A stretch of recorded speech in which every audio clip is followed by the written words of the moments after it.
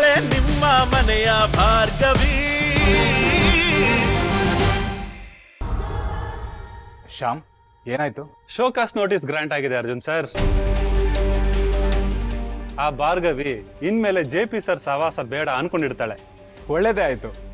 ನಮ್ಮ ಅಪ್ಪನ ಕೈಯಲ್ಲಿ ಆಗಲ್ಲ ಅಂತ ಯಾವನೋ ಒಬ್ಬ ಮುಟ್ಟಾಳ ಮಾತಾಡ್ತಿದ್ದ.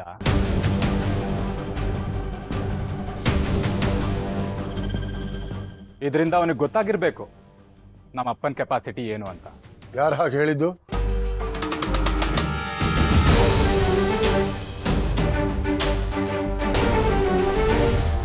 ಏನಿಲ್ಲ ಡ್ಯಾಡ್, ನಿಮ್ಗೆ ಈ ಕೇಸ್ ಎಷ್ಟು ಮುಖ್ಯ ಅಂತ ನಂಗೆ ಗೊತ್ತಿದೆ ಡ್ಯಾಡ್. ನೀವು ಯಾವತ್ತೂ ತಪ್ಪು ಮಾಡಲ್ಲ ಅಂತಾನೂ ನನಗೆ ಗೊತ್ತು. ಆ ಭಾರ್ಗವಿ ನಿಮ್ಮ ಮುಂದೆ ಚಾಲೆಂಜ್ ಮಾಡ್ತಾಳೆ, ಅವಮಾನ ಮಾಡ್ತಾಳೆ ಅಂತ ಕೇಳಿದ್ರೆ ನನ್ನ ರಕ್ತ ಕುದಿತಾ ಇದೆ. ಇವತ್ ಭಾರ್ಗವಿ ಕೋರ್ಟ್ಗೆ ಬರಲೇ ಇಲ್ಲ. ನಮ್ ಬಾಸ್ ಆರ್ಭಟಕ್ಕೆ ಎದುರ್ಕೊಂಡು ಯಾವ ಮೂಲೆ ಸೇರ್ಕೊಂಡಿರ್ತಾಳೋ. ಮತ್ತೆ ಡ್ಯಾಡ್ ಅಂದ್ರೆ ಸುಮ್ಮನೆನಾ? ಡ್ಯಾಡ್, ನಿಮ್ಮ ಮುಂದೆ ನಿಂತವರು ಯಾರೇ ಆಗಿರ್ಲಿ, ಎಷ್ಟೇ ಪವರ್ಫುಲ್ ಆಗಿರ್ಲಿ, ಅವರನ್ನ ನಾನು ದ್ವೇಷ ಮಾಡ್ತೀನಿ. ದ್ವೇಷ ಮಾಡೋದು ಬಿಟ್ಟು ನೀನು ಒಬ್ಬ ಲಾಯರ್ ಆಗಿ ಈ ಕೇಸಲ್ಲೇ ನನಗೆ ಅಸಿಸ್ಟ್ ಮಾಡ್ಬೋದಿತ್ತು.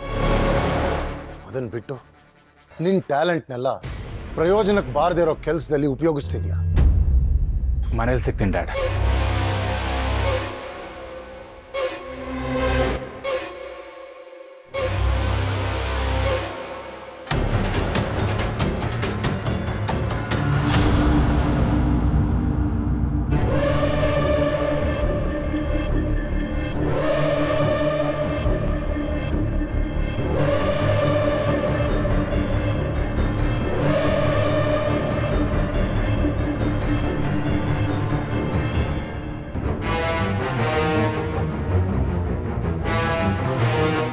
ಅರ್ಜುನ್,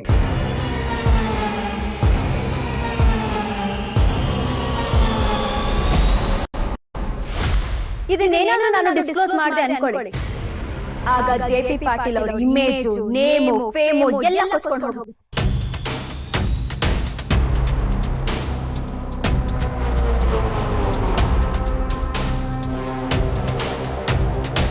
ಒಂದು ಕಂಪ್ನಿ ನಡೆಸೋಷ್ಟು ದೊಡ್ಡವನಾಗಿದೆಯಾ? ಒಂದು ಸಣ್ಣ ಪೆನ್ ಡ್ರೈವ್ನ ಸರಿಯಾಗಿ ನೋಡ್ಕೊಳಕ್ಕಾಗಲ್ವಾ?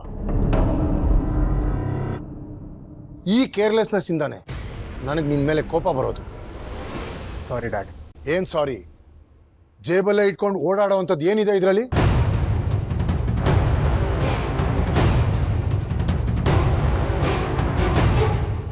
ಅದು ಕೆಲವೊಂದು ಇಂಪಾರ್ಟೆಂಟ್ ಡಾಕ್ಯುಮೆಂಟ್ ಇದೆ. ಇಂಪಾರ್ಟೆಂಟ್ ಅಂದ್ರೆ ಇದನ್ನ ಮನೇಲಿ ಇಟ್ಬಿಟ್ಟು ಬರಬೇಕು ಅನ್ನೋ ಬೇಸಿಕ್ ಕಾಮನ್ ಸೆನ್ಸ್ ಇಲ್ವಾ? ನಾನು ಯಾವಾಗಲೂ ಲಾಯರ್ ಪಾಯಿಂಟ್ ಆಫ್ ವ್ಯೂ ಇಂದಾನೆ ಯೋಚನೆ ಮಾಡ್ತೀನಿ. ಯಾವುದು ಯಾರ ವಿರುದ್ಧ ಯಾವಾಗ ಸಾಕ್ಷಿ ಆಗುತ್ತೋ ಯಾರಿಗ್ ಗೊತ್ತು. ತಗೋ, ಹುಷಾರಾಗಿಟ್ಕೋ.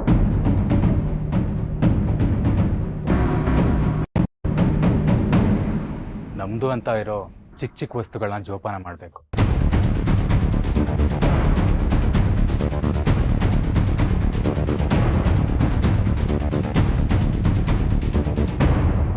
ಇದು ನಿಮ್ ವಿರುದ್ಧದ ಸಾಕ್ಷಿ ಡ್ಯಾಡ್. ಇನ್ ಮುಂದೆ ಹುಷಾರಾಗಿರ್ತೀನಿ. ನಿಮಗೆ ಯಾರು ತೊಂದರೆ ಕೊಡ್ದಿರೋ ಹಾಗೆ ನಿಮ್ಮನ್ನ ಕಾಪಾಡ್ಕೊಳ್ತೀನಿ. Sir sir sir sir sir sir sir opponent lawyer ಬಂದಿಲ್ಲ ಅಂತ ಮಾತುಗಳು ಕೇಳಿ ಬರ್ತಾ ಇದೆ. ಹಾಗಿದ್ರೆ ಇವತ್ತು ಕೇಸ್ ನಡಲಿಲ್ವಾ ಸರ್? ಅಂದ್ರೆ ಮುಂದೆ ಏನಾಗುತ್ತೆ ಸರ್? ಆಗೋದೇನಿದೆ, ಇದು ದುಡ್ಡಿನ ಆಸೆಗೋಸ್ಕರ ಹಾಕಿರೋ ಕೇಸು. ಎವಿಡೆನ್ಸ್ ಏನೂ ಇಲ್ಲ ಅಂತ ಅಪೋನೆಂಟ್ ಲಾಯರ್ ಬರಲಿಲ್ಲ ಅನ್ಸುತ್ತೆ. ವಿಕ್ರಮ್ ಭೂಪತಿ ನಿರಪರಾಧಿ ಅಂತ ನಿಮ್ಗೆ ಸದ್ಯದಲ್ಲೇ ಗೊತ್ತಾಗುತ್ತೆ. ಅಲ್ಲಿವರೆಗೂ ಹ್ಯಾವ್ ಪೇಷನ್ಸ್.